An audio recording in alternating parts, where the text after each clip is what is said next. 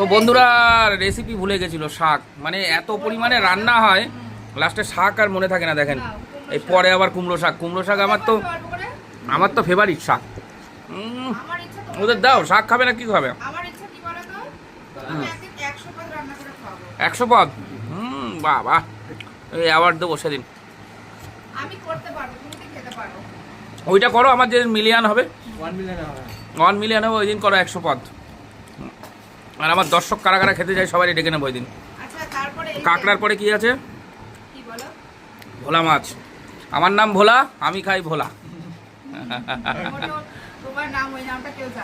জানে জানে, অনেকে জানে আমার নাম ভোলা বন্ধুরা, তাই ভোলা মাছ নিলাম।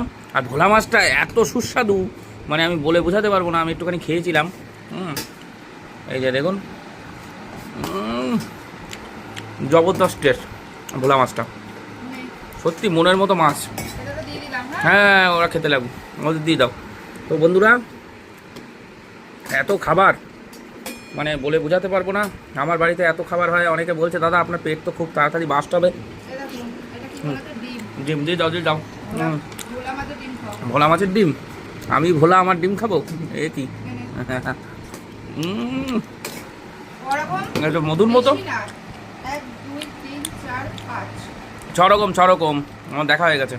তুমি কি দেখবা? 6 রকম।